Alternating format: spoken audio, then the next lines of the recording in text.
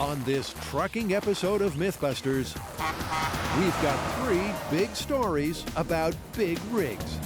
That is crazy! First up, there's the dynamometer of death.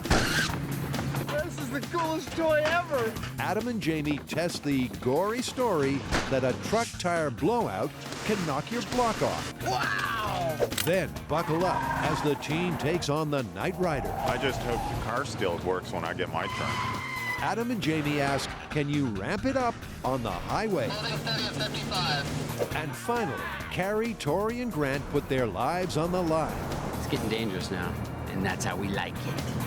as they find out if drafting increases your fuel efficiency.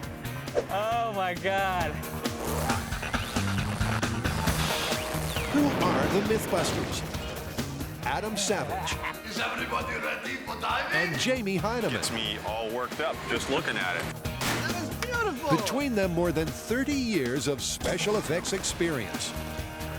That was heavy. Joining them, Grant Imahara, Jamie makes it look so easy when he does it. Tori Belleci, Somebody order some exploding pants? and Carrie Byron. High explosives and electricity. Woo! They don't just tell the myths, they put them to the test.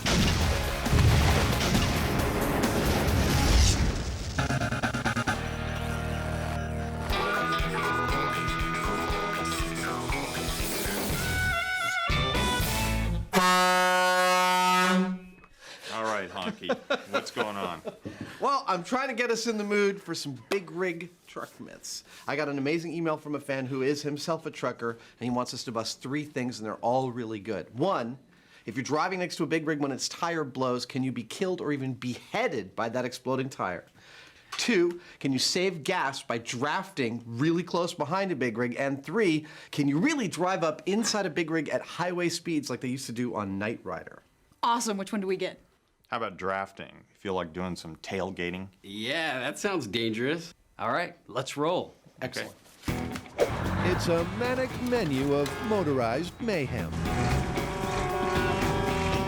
And Adam and Jamie have the first course. We have a killer of a myth, literally. Bring it on.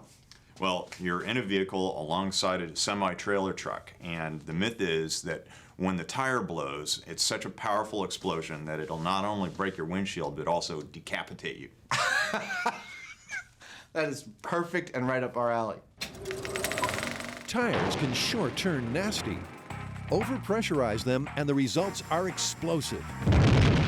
But if you're unlucky enough to be alongside when a big rig tire blows, would you literally lose your head? So how do you want to proceed with this? Well, we've got to get a truck tire rolling up to speed somehow, and one way or another, we've got to induce a failure in that tire.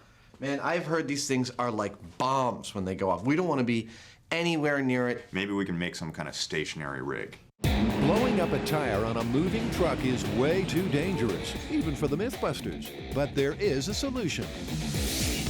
In the Great Gas Conspiracy, Adam and Jamie dabbled with a dynamometer, a device that can spin tires while the vehicle remains stationary.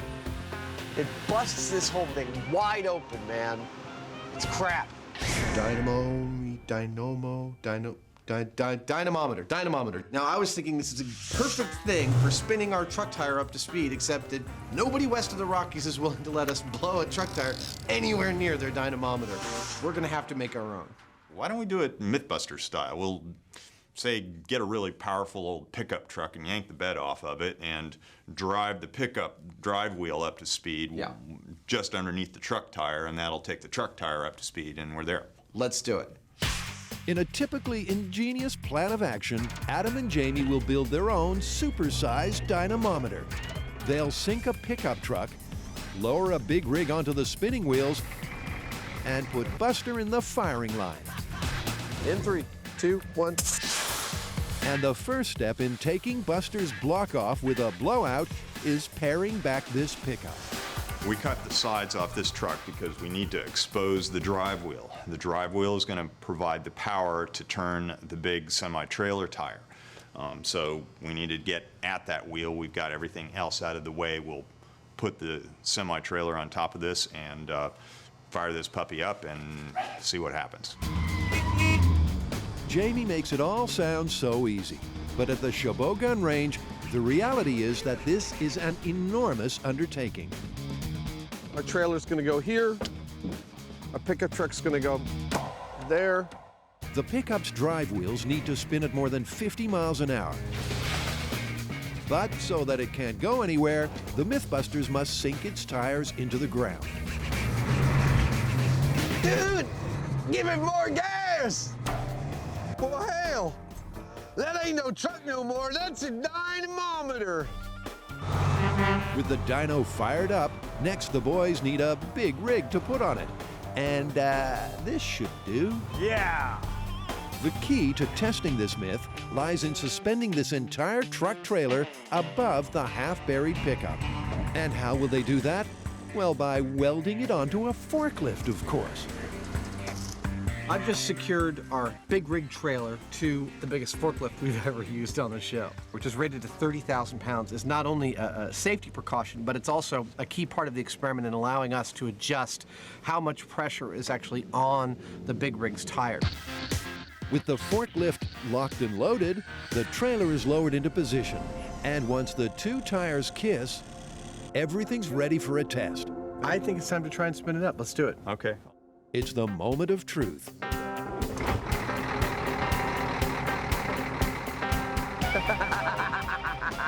Look at that.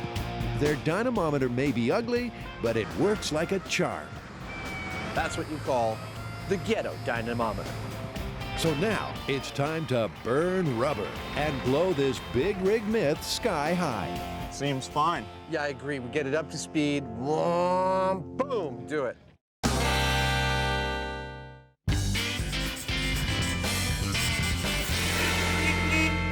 The big rig myth that we get to test happens to be one of the most popular topics on the fan site. Have you guys heard of drafting? Oh, that's when you try to get up as close as possible behind a trailer of a big rig to save fuel. Yeah, the idea is that the big rig slices through the air, creates a low pressure zone in its wake, and you need less fuel to move your car. Dude, I've always wanted to try it, but I just never had the nerve. I was afraid that the driver was going to slam on the brakes. Following a big rig dangerously close may seem like an insane way to pass time, but according to fans, it can actually save you money. The theory is that the closer you tailgate a truck, the more you'll decrease the drag of air resistance, and the more fuel you'll save. Before we go full size with this myth, I think we ought to do a few small scale tests just to see if there's anything going on behind the big rig aerodynamically. If we're gonna test aerodynamics, I know NASA has a wind tunnel. I'd be happy to go call them and see if they'll work with us. In the past, the team have constructed their own wind tunnels for testing. That's exactly what we're looking for. But this time they're going straight to the big guns, NASA. Although it doesn't look all that space-aged, this tunnel can simulate winds at highway speeds. That is great. Look at that. Armed with a model big rig, they first need to find out if the mythical area of low resistance behind the truck actually exists. And the idea is that the wind flowing through here is very even and steady. We're gonna blow smoke through over our model big rig, and if we see that smoke collecting at the back end, that indicates a low pressure zone. With the high-speed camera primed to catch the action, it's all systems go for the smoke and wind. To the naked eye, it's hard to see a pattern, but things become crystal clear on the high speed. There's an obvious dead zone, a protected area where the oncoming smoke doesn't reach, protecting any following car from drag. Smoke was gathering behind the truck, which proves to us that there is a low pressure area. What we're going to do now is take a car in the same scale as the truck, attach it to a force gauge, and then see what kind of effect that low pressure has on the car. But just before that, the team first needs a baseline. So the truck is removed from the track to see what the force of the oncoming wind is like on the car alone. With the smoke off, it may look like nothing's happening, but the wind is roaring past the car at over 50 miles per hour. And Grant gets a reading. Okay, so it looks like we got a good baseline. Definitely. 0.142 pounds. And that is just the wind on the car alone. So that's the control. The question now is, will this figure reduce with a semi shielding the airstream? We're now full still 7 car lengths away. Do we have any drag whatsoever? We have 21% drag reduction. Are you serious? Yeah. Wow. For Carrie, that was the wow factor. So how about when the car gets dangerously close? First, they wind the truck in to decrease the distance to 5 inches, or 10 feet if this were full scale. All right, so we're at 10 feet. That's a 60% reduction in drag. Whoa! That is insanity. All right, we're at 6 feet away from the truck. That is ridiculous. I don't think I'd want to drive that close to the back of a truck. Let me tell you, you might want to reconsider. 80% reduction in drag. Dude, I'm definitely driving.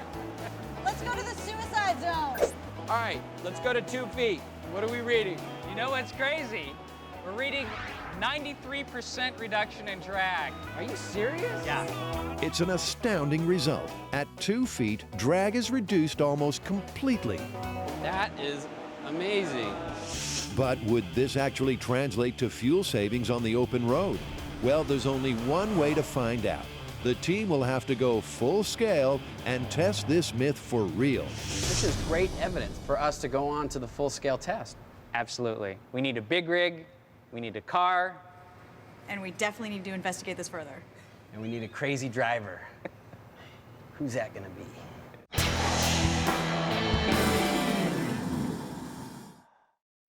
Welcome back. The myth we're testing is if you're driving alongside a big rig when its tire blows, can that exploding tire kill you or specifically behead you? So, this is our big rig suspended in midair by our 30,000-pound forklift. We are going to lower this down onto our dynamometer. I know it looks like a pickup truck, but in fact it's a dynamometer. It'll spin up to speed. Spinning this wheel in the correct direction, we are going to make this tire fail by hell or high water, and that failing tire hopefully will knock Buster's head right off his body. The reason we're using a motorcycle here is because this is a worst-case scenario. Obviously, on a motorcycle, you're a lot more exposed. And so if a big tire like this goes off, while we could have put a car there, we figured this is the nastiest thing we can do with this particular experiment. Things are only going to get nastier for Buster, because to blow the tire, Adam and Jamie are going with the direct approach. That's the shotgun. We're using a standard 12-gauge shotgun with a deer slug in it. The deer slug is actually one of the heavier bullets that is available in any kind of normal civilian weapon. It'll penetrate the tire, and the big question here is whether the air inside the tire is enough to actually make it rip or do something violent other than hiss. And what we're hoping, if everything goes really well, what'll happen is that slug will enter the tire right about here and compromise the radial. That's the steel wires that run around the perimeter of the tire. Once that radial gets compromised, if the gods are shining on us, this thing will open up like a zipper and fail in a magnificent fashion, slicing Buster's head right off. That's the theory, but in case the impact is not enough to sever Buster's head, the team has an injury monitoring backup. Our crash test dummy has shock watch stickers, so by looking at which one of these gets tripped, both on his head and on his torso, we'll be able to see what kind of damage he sustains during this tire accident. With the dynamometer spinning, it's time for the magic bullet. Go! Of course, this isn't a typical way for a truck tire to blow, but this should result in the catastrophic failure that this myth needs. Okay, this is tire blowout, shotgun shell, revving the engine. While Adam revs the target tire up to highway speeds, Jamie rides shotgun. I'm good whenever we're clear elsewhere. He must hit the tire, pump to standard truck pressure of 115 psi, sidewall center. That's a hit, man. Nicely done. I heard it go up. Yep. But that was not the catastrophic failure we wanted. Jamie was right on the money, hitting the tire dead on, but there sure was no explosion. That's a neat hole. It's right there. That's the hole? Well, that ought to tell us something. I mean, that bullet's that big around. You know, they don't get any bigger than that, and it hit it clean right in the sidewall. It had to hit some of those cables. That was full pressure, and it was a perfect hit, so. The high speed shows the moment of impact as the slug pierces the tire. But Buster's white-knuckle ride is unaffected. To get a tire explosion, you're going to need a plan B. We have to come up with a new plan because what we're doing isn't working. These tires are super crazy, incredibly resilient. Supposing you're silly enough to tailgate a truck, would this dangerous stunt really improve your gas mileage? Tori, Grant, and Carrie's wind tunnel tests have given this myth the thumbs up, in theory. That is so much more than I expected. But what about in practice? Time to go full scale. We should drive at different distances behind the truck. We'll start at 100 feet and move our way up to 2 feet and see if we save fuel as we get closer to the truck. 2 feet seems really dangerous. Who's gonna drive? I think Grant should do it because he just had his middle name legally changed to Danger. Grant Danger Imahara. I like the sound of that. The Mythbusters also like the look of the impressive beast they've lined up for their full-scale test at the Portland, Oregon headquarters of one of America's leading rig makers, Freightliner. We've got this new Cascadia Freightliner here. It took 2,500 hours to shape the aerodynamics of this truck to make it the most fuel-efficient truck in the world. It's the brand new truck, and we're anxious to get it out on the track again and help you with that myth.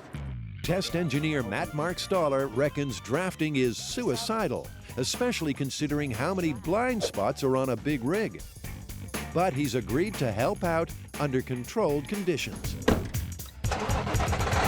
which include a thorough workout for Grant, under the tutelage of Hollywood stunt driver Mike Ryan. We actually want to build all the way up to a 2-foot distance between us and the truck. How dangerous is something like that?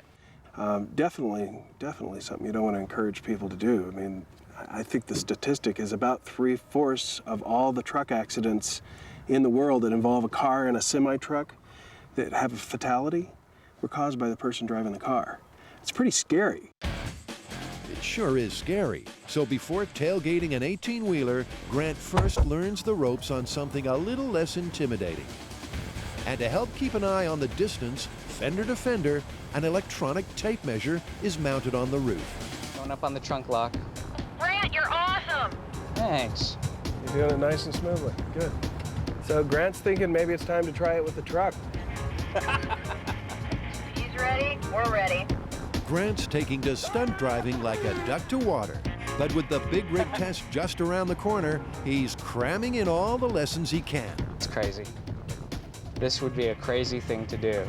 While Grant contemplates how crazy, Tori decides to make his mark. What I'm gonna do right now is put a line across the track. That's gonna be their starting point. I'm gonna drive down a 1/4 mile, put another mark. Then we're gonna have a 1/2 mile to see how much fuel is being used. It's on this 1/2 mile of track that the team will measure Grant's fuel consumption. And that's test engineer Andrew Smith's department. What we've got here is our data acquisition system, and we're hooked up to the fuel injection system. In fact, what we're doing is exactly the same as if we were physically measuring the fuel that's going to the engine. We're recording all of that, and we can compare when we're behind the big rig and when we're not. Once the fuel gauge is in place, Grant will make several runs behind the rig at 55 miles an hour, working his way incrementally from 100 feet down to 2 feet. But first up, it's the baseline. This will be our control test. I'm gonna drive along, we're gonna measure data for 1/2 mile. And I'll see how much fuel I'm using with nothing in front of me.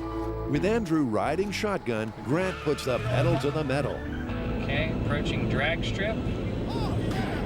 Holding at 55. Still holding at 55. Approaching the stop. That's it. Andrew crunches the numbers, and it turns out that driving at 55 miles per hour on the test track gave a fuel consumption of 32 miles per gallon. Will drafting really cause an increase in MPG?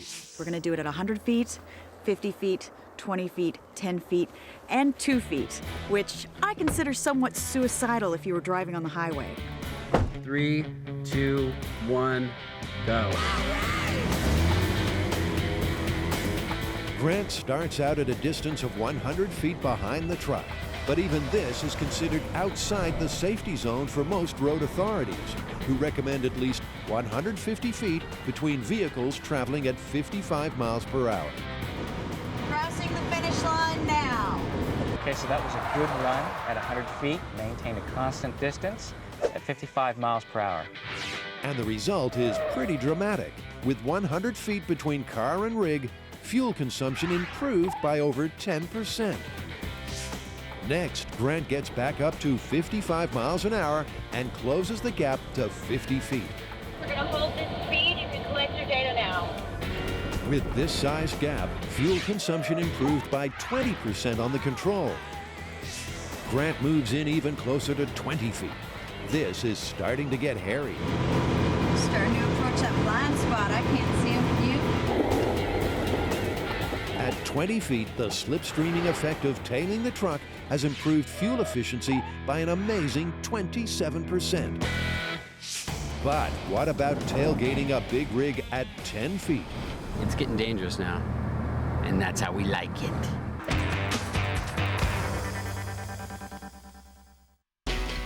In the wrong hands, tires can be downright dangerous. But can they kill if they explode?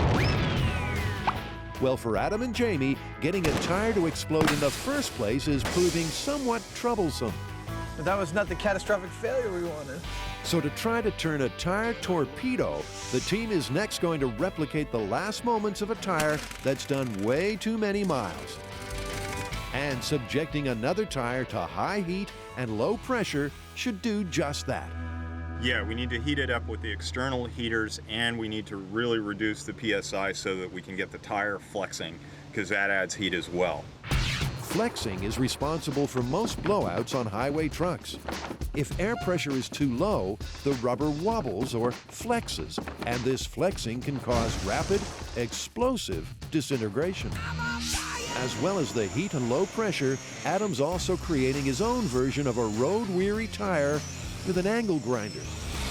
What I've done is I've worn this tire down to the radial wires through the rubber. We've got heaters posed on both sides of the tire, and the idea is to bring the overall tire temperature up as high as we can get it with them. We're going to start off slow, kind of like a chicken on a spit, and we're going to try and roast the tire. And we'll be looking at this on the thermal imaging camera, and hopefully somewhere in there, with all that flexing and all that heat, we'll get a catastrophic failure. Trying to keep a low profile, unsuccessfully, Buster is wheeled back in. Let's back away and give it a little bit of air. Once the new tire is inflated to 30 psi, a quarter of its usual pressure, the dynamometer is ready to roll. Well, we're rotating the tire under stress. It's been going for about 5 minutes and it's already at 150 degrees. That's the external outer temperature of the tire. We know that the tires start to attain their failure mode around 350 degrees. So that's where our butter zone is going to be in this, hopefully. We just got to see how long it takes to get there. But unfortunately, even after 10 minutes, the butter zone has not been reached. It's capped there. It's just sticking around 200. Although heat failed to fire up the low-pressure tire, all is not lost because the Mythbusters have another trick up their sleeves. Will suddenly over-pressurizing the tire result in the biker beheading thereafter? In this line, it's 150 PSI. When I hook it up, it's just going to pass that onto the tire, and if the tire is sufficiently weakened, it's going to blow. Exploding tire, hopefully, final test. In 3, 2, 1. Come on, baby! Come on. There we go. That was it. That was it? It looks just like a zipper. It opened up where you cut it. But it didn't propagate. No. No. It didn't really. That wasn't very satisfying. It wasn't what we're looking for here. This time the tire did fail, but it still didn't fail catastrophically. With this myth deflating fast, Adam has one final plan. Well, we've seen the blowout. Let's put it under a little pressure on the bottom tire and spin it up to speed. See if we get some shrapnel out of it. Adam reckons that if the burst tire spins long enough, something's got to give. And sure enough, as the dyno picks up speed, rubber shrapnel soon starts flying far and wide. But have any of these tire torpedoes toppled our wild hog Busters? This is the coolest toy ever! gonna go stop the truck, all right? Once the smoke clears, the boys go in for a closer look. That's terrifying. Buster seems pretty intact, though. Let's check his stock watches. Yeah. No, nothing's been tripped, but nothing hit him. Although rubber shrapnel did get flung, none of it hit our biker. So what does this mean for the myth? If we look at the footage from that camera over there, you'll see one of the large chunks of rubber that flew about 200 feet in that direction. I watched one piece go like maybe 70, 80 feet straight up. We need to actually find out what happens when you do get hit. Yeah, we need to make it a non-random event. We need to make a rubber chucker. We need to make something that chucks chunks, large chunks of rubber right at Buster's head to see what kind of damage it'll do.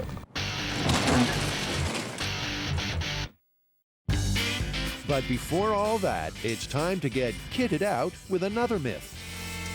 Okay, so what do we got now? Well, I've got a big rig myth of my own. Have you ever seen the show from the early 80s called Knight Rider?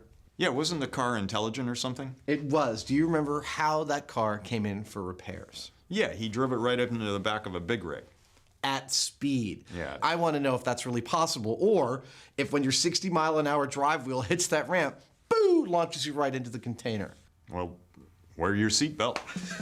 I will. Before the Hoff was the Hoff, he was the Knight Rider. And his ride? Well, this four-wheel black beauty was smarter than your average car. And if it needed running repairs, there was the famous high-speed entry into the team's mobile HQ. But in real life, once you hit the ramp, wouldn't you suddenly accelerate and catapult yourself through the cabin? You know, obviously we're going to go full scale, but I think we ought to go small scale first. Let's get like an RC car and a running treadmill and just do the whole experiment in miniature first. Okay. Yep, it's the patented Mythbuster bench test. In this setup, Adam builds the scaled-down remote control car. Yeah, look at that. And Jamie vandalizes a treadmill to replicate the rolling surface of the highway. Ingenious. The treadmill here represents the road surface.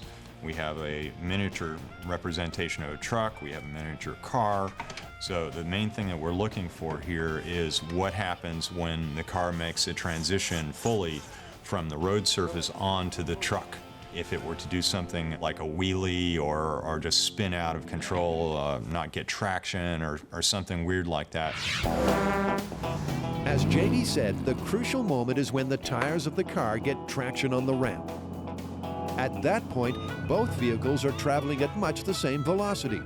But once it hits the ramp, the car is now moving at speed, and in comparison, the truck is stationary. And the theory is, without a special effects department, wouldn't that cause it to accelerate out of control? But that's just the theory. How about the practice? You ready? Yeah. There you go. No need for practice. In a break with Mythbuster tradition, there was first-time success with a small-scale test. We've been thinking that the moment those back wheels traveling at this speed hit this ramp, that car goes fa-ching. The high-speed camera confirms there's no fa-ching factor. The RC car slid into the trailer as smooth as you like. And even without brakes, its entry was slow enough to prevent a serious fender bender with the back wall of the big rig. So, I don't know about you, but the small-scale experiment really gave me a lot of confidence that this might actually be possible. Yeah, and when you think about it, you know, the car's got a lot of inertia, and for this to crash into the back of the semi, it'd have to all of a sudden be going, you know, twice as fast as it was. It's got to really accelerate. Well, I mean, the only thing for us to do now is to go full scale. Yep. Let's get to building a ramp. Okay.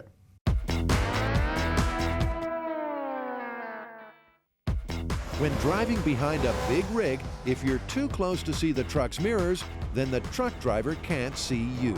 That's why drafting is so dangerous, not to mention illegal. But as Carrie, Tori, and Grant have found out, this suicidal driving technique does increase your miles per gallon. At a drafting distance of 20 feet, the team has seen their fuel efficiency increase dramatically. But Grant Danger Imahara laughs in the face of his middle name. With Mike riding shotgun, okay, I'm buckling up. He's going to tailgate a truck at 10 feet. I think if you were gonna try to draft a big rig at 10 feet behind them, you are completely mental. Even in a controlled situation, it's really, really scary. We're ready. All right, let's go in 3, 2, 1, go. Go.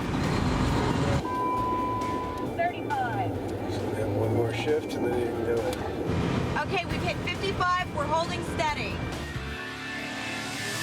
He's completely in our blind spot, and we can't see him at all. The recommended driver reaction time for this speed is 2 seconds, meaning 150 feet between vehicles. We're still with you. At 10 feet, Grant's reaction time is down to almost 1/10 of a second. Sweet driving, Grant. Okay, returning to the start. It may be madness, but the stats don't lie. With a distance of 10 feet between car and truck, fuel efficiency improves by almost 40%. But this myth ain't over yet, as Grant prepares to draft at the insane distance of 2 feet. At 2 feet, one miscalculation, and our Mythbuster will be 6 feet under. This is it. The car is 2 feet behind the truck, and they're going to be traveling at 55 miles an hour. I mean, this is nuts. I'm a little freaked out right now. I mean, we did a lot of training, but that was with a minivan. This is a big rig. All right, you ready? Let's do it. All right, man. I'll see you on the other side. It was nice knowing you. What's not nice knowing is if the rig has to stop suddenly, Grant will have 3/100ths of a second to react, faster than the blink of an eye. 2, 1, go. Okay, here we go. Can't even see Grant. Just hit 55. What's your 20, little buddy? We're 3 feet out and closing, just bringing it on in. We are locked into the 2-foot. Oh, you were totally in our blind spot, completely riding us. Matt at the wheel of the big rig can't see Grant's vehicle at all. That is crazy. Yeah, boy.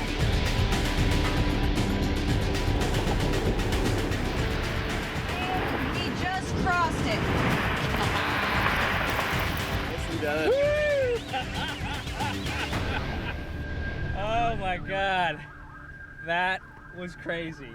I mean, how much gas am I gonna save? Well, the result comes with a twist.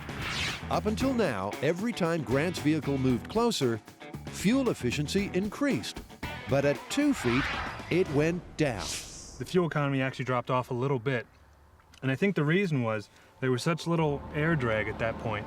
It was so hard to keep that 2 feet distance that you were always kind of feathering the throttle, getting on the throttle, backing off. And so that actually hurts fuel economy. You want a really steady foot. So apart from nervous footwork on the accelerator, when Grant drove like a maniac, it looks like drafting, as dangerous as it is, does improve fuel efficiency after all. But really, it's just not worth risking your life for. Dude, nice job. You got nerves of steel. Thanks. You know, it was really intense, but we got a great result. You know what? Surprisingly, at 2 feet behind the truck, it was less fuel efficient because it's so difficult trying to keep that distance between you and the truck. Yeah, difficult and crazy. But did you know that even driving at 100 feet is dangerous? Our researchers found that at 55 miles an hour, the minimum safe stopping distance you should allow is 150 feet. All right, so what are we gonna call this one? I think we have to call this one confirmed. You do save fuel drafting behind a big rig. But it's absolutely not worth your life.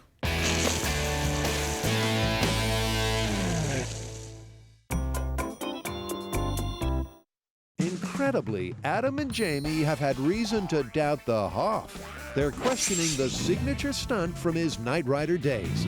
Can you really drive up the ramp of a moving big rig, or is it a mythical maneuver? To find out, they followed Carrie, Grant, and Tori to the Madras test track in Oregon. So we've already done this test in small scale in the shop, and the small scale test really made it clear that this might actually be feasible, that the car's inertia would keep it from doing what we thought it might do in the worst case scenario, which is to shoot up that ramp and like right into the big rig in a terrible wreck. So we've come here to try it out full scale and see if we can do it safely. It's a simple recipe. Take one big rig, one 1980s sports car, and ramp them up at highway speeds. And not just any ramp. Adam and Jamie have custom built their own. After all, it's their lives at stake. And not an inch to spare. The ramp seems like it's perfect. It seems to be just long enough to do the job and not really hit much on the car. It does a little bit, but it seems like it clears everything just barely. So I think we're good to go. Now, the team has been behind the wheel for the show before, but they were drunk, on the phone, and driving around in circles. Uh-oh. Not exactly ideal preparation for a tricky high-speed maneuver. So it's Stunt Driving 101. That's a nice maneuver. All right, guys, you ready for some driving lessons so we can try out this myth? It's a Hollywood entrance, but Mike soon gets down to business. I want to show you some spin control, some slide control. I want you to get out there and spin the car around a little bit so you have an understanding of what the car might do if it did come off the ramp. I mean, you're trying to hit a very narrow, 8-foot wide ramp in a car that's over 6 feet wide at highway speeds. Right. So you're going to have to be very precise. If something did go wrong, at least you'd know what that felt like already. Mike thinks hitting the ramp and applying the brakes at the top is the easy part. He wants to prepare Adam and Jamie in case something goes wrong. And with just inches to spare on either side of the ramp, that's a definite possibility. Yank it. There you go. Nice. Nice. But spinning dangerously out of control is the reason Adam gets up in the morning. I just hope the car still works when I get my turn. Reluctantly, our budding NASCAR driver gives it up for Jamie. But the Parade One buckles up and takes off like he's auditioning for Driving Miss Daisy. No foot brake. Oh, yeah. It's hard. Yeah. It's taking a little longer. He's an old man. What are you going to do? But as the Mythbusters know, you can teach an old dog new tricks. And Jamie soon has the hang of getting an out-of-control car under control. Okay, turn. With Jamie's lesson finished, school's out. But did they pass? So you think we're ready? We're ready to try this thing? I think you guys did a great job. Mike's seal of approval means they can move on to the real thing. And with both vehicles on the starting grid, the team meet the bigwig with the big rig. I can't wait to do this. Hey, Matt. How are you? Good, how are you? Very good. So you're going to be our driver, huh? That's right. So what's the top speed on this puppy? Well, we can go as fast as you guys are comfortable getting into the back. It's tempting, but in an unexpected moment of caution, Adam advocates a safety-first approach. We're hoping to get up to highway speeds, but we're going to start slow. 30, 35 miles an hour is what the first test is going to be at. And if that works, then we go to 55. The question now is, who'll be first in the driver's seat? If Adam doesn't die during this experiment, or maybe if he does, then, I'll have to have a go. But at any rate, Adam will be the first guinea pig, and if it seems okay, I'll go in. So Adam, the human guinea pig, suits up for the 35-mile-an-hour run. And with just one successful bench test and a 1980s TV show to go on, they're taking no chances with safety. There's still a lot that can go wrong, which is why we've done a bunch of safety procedures to make this as safe as possible. 1, we've added a roll cage into this car. 2, we've added a 5-point safety harness so that if I roll, I'm not going anywhere. And finally, I'm wearing a helmet. This is it, test time. Gentlemen, start your engines. But just as they get underway, it starts raining, making the road and ramp slick, and the challenge just that little bit tougher. While Adam is driving up into the back of this truck, hopefully, I'm going to be driving right alongside with Mike, who will be coaching Adam in case he sees something going wrong. Adam accelerates, approaching his target speed. We're at 25, going to 30. We're at 35 miles an hour. He takes his time getting precisely in line with the ramp. And when he's close enough, Mike gives him the cue. Okay, let's go for it.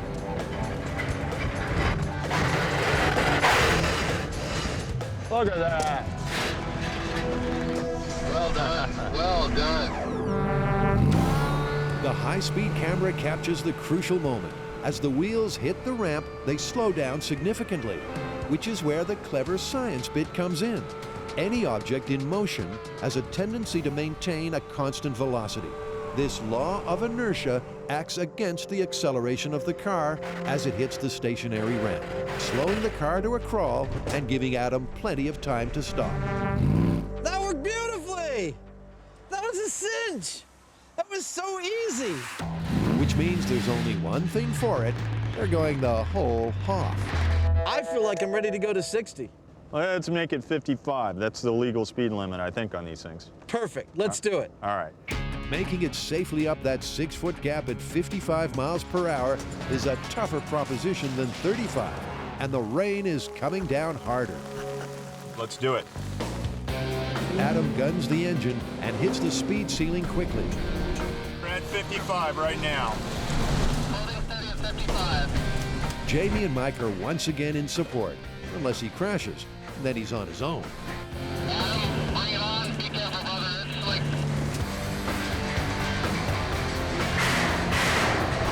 Look at that. Good job. Once again, Adam made it look easy. The increased velocity didn't change a thing. The wheels hit the ramp, the car's inertia prevents any crazy acceleration, and Adam parks it. Nice, man. Great job. Great. Awesome. Dude, that was scary. Yeah, that was pretty, I was a little nervous there watching you do that. With the myth confirmed, there's only one thing left to do. It's Jamie's turn. This is Jamie. I'm good to go. Over. And he's going to prove that whatever Adam can do, Holding. he can do backwards. Nice work, Hyneman. Move over the Hoff. The Hyneman is here. So the truck ramp Knight Rider sequence all worked like a charm. I mean, we were able to do everything we tried to do. Absolutely. You know, one of the things I love most about doing this show is the weird skills we get to learn, like stunt driving. I don't know when I'm going to have a chance to use it next, but it's nice to know how to do. Exactly. And the Knight Rider ramp drive up, totally confirmed. It worked, confirmed.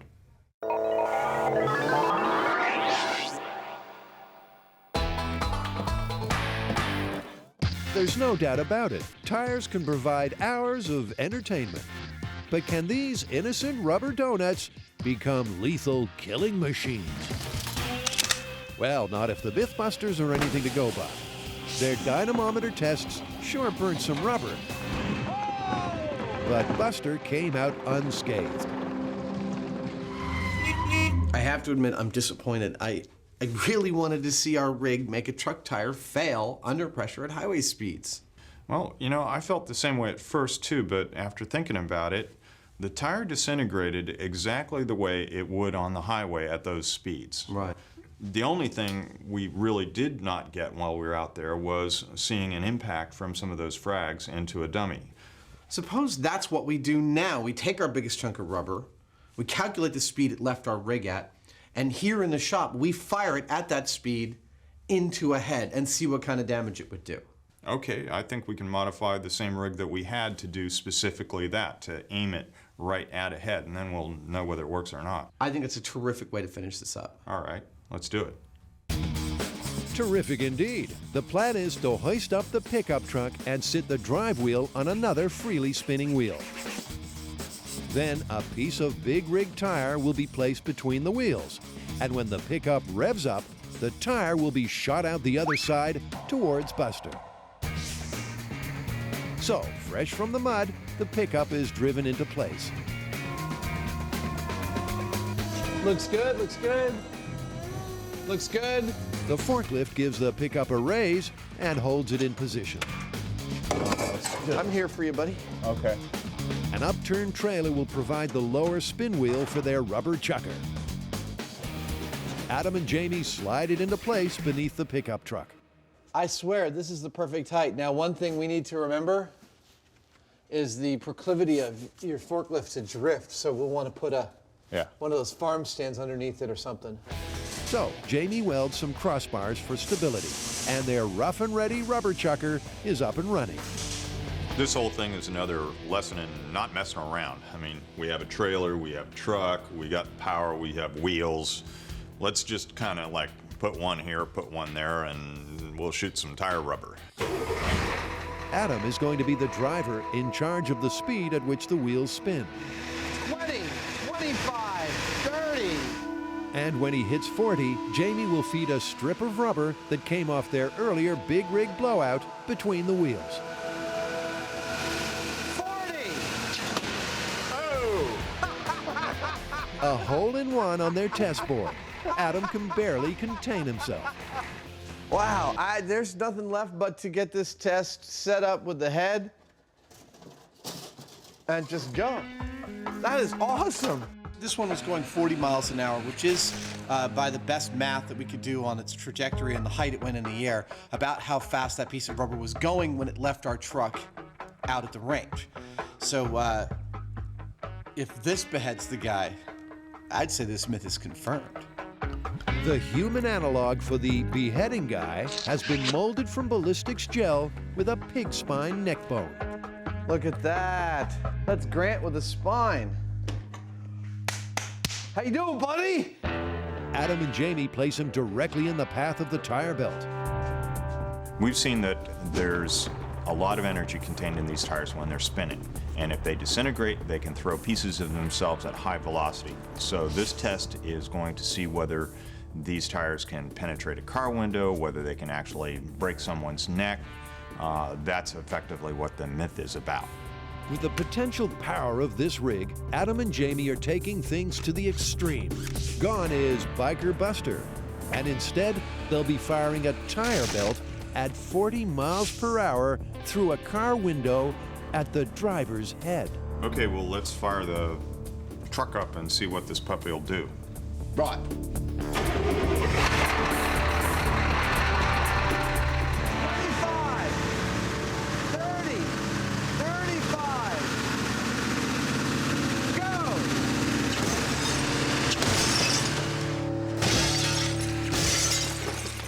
Wow! That was awesome, dude. Amazingly, an almost total headlock. First time at the plate. His neck is broken. Oh, he's killed. He's completely dead. Well, it pulled his spine out of his head. Anyone coming upon this scene of an accident would say the body was beheaded. And any chances for recovery are going, gone. Viewed on high speed, the force of the impact is frightening. And it's clear that the only driving our ballistics gel dummy would be doing is in a hearse. Oh, it's a perfect hit. That's it hit. Oh my God. I mean, it's like there's nothing there. Final wrap up. What's the verdict on exploding truck tires? There's not really any two ways about it. If this thing hits you at 40 miles an hour or some other highway speed, they could cut your head off. It's confirmed. I totally agree. Confirmed.